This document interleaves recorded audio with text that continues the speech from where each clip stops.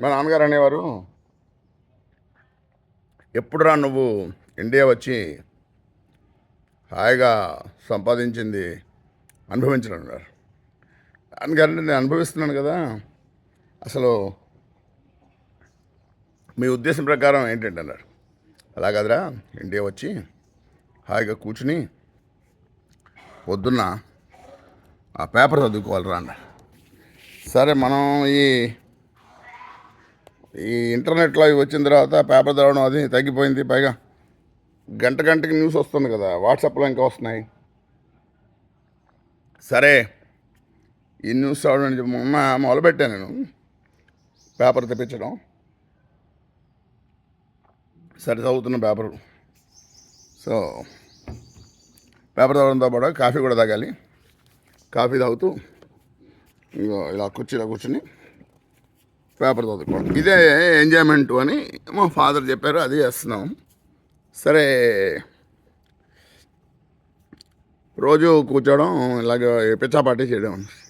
So ఇవాళ పిచ్చాపాటి ఏంటంటే, నిన్న ఈఎంఐల వల్ల ఎలా నష్టపోతామో మనం కనుక్కున్నాం.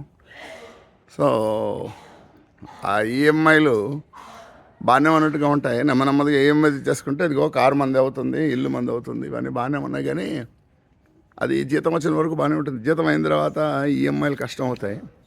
ఎస్పెషల్లీ రిటైర్మెంట్ అయ్యేటప్పటికి మనకి అప్పులు ఉండకుండా ఉంటే మంచిది. మా బామ్మరు చెప్పేవాడు, కప్పు చూస్తే అప్పు గుర్తొస్తుందండి బావగారు అని. అలాగా. సో అప్పు రిటైర్ అయ్యే టైంకి ఉండకూడదు. తర్వాత మనకి వచ్చే దాంట్లో హాఫే మనం ఖర్చు పెట్టుకుంటే సంతోషంగా ఉంటాం. మిగతా హాఫ్ కంగారు కష్టాలు వచ్చినప్పుడు మనకు వస్తాయి. సో ఇప్పుడు మనం ఏం చేస్తున్నామంటే, మనకు ఉన్నదానికి డబుల్. ఇప్పుడు మా కాలనీలో అందరికీ ఒక కారు కాదు, 2 కార్లు 3 కార్లు అనమాట. సో మనకి ఒక కారే ఎక్కువ అని అనుకుంటుంటే, సో 2 కార్లు. సో అందువల్ల మనకు కావాల్సిన దాంట్లో బాబా గారు ఏమన్నారంటే, సీలింగ్ అండ్ డిజైర్స్ అన్నారు. సో హాఫ్ తీసుకుంటే సరిపోతుంది. మనం అన్నం తింటాం కదా, అన్నంలో హాఫే తినాలి, మిగతా హాఫ్లో 1/4 ఏమో నీళ్ళతో నింపాలి, ఆ మిగతా 1/4 గాలి ఉంచాలన్నారు. అది ఆరోగ్యానికి మంచిది. అలాగా నేను ఇంతవరకు ఏం చేసామంటే, ఓ 100 రూపాయలు ఖర్చు పెట్టాలన్నప్పుడు జేబులో 200 రూపాయలు వేసుకుని వెళ్ళేవాళ్ళం.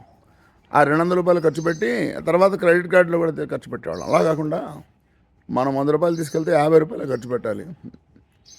అవసరమైనప్పుడు ఉపయోగిస్తామని చెప్పి డబ్బులు ఉంచాలి. కానీ డబుల్, ఇంగ్లీష్ డబ్బులు అంటారు, తెలుగులో డబ్బులు అంటారు. సో మనం కావాల్సిన దానికంటే డబుల్ ఖర్చు పెట్టకూడదు. ఓన్లీ తెలుగులో డబ్బులు మాత్రం ఖర్చు పెట్టాలి. అందువల్ల డబ్బులా అంటే డబ్బులు అంటాను నేను, కానీ డబ్బులు చేయకూడదని. సో దానికి ఇవాళ పిచ్చాపాటి ఏంటంటే, మనం సగం చాలు. మనం ఎంత ఖర్చు పెడదాం అనుకున్నా అందులో సగం చాలు, తిందాం అనుకున్న దాంట్లో సగం చాలు. అలాగా అది పెట్టుకుంటే సుఖపడతాం. సో ఇవాళ పిచ్చాపాటి ఏంటంటే, సగం చాలు.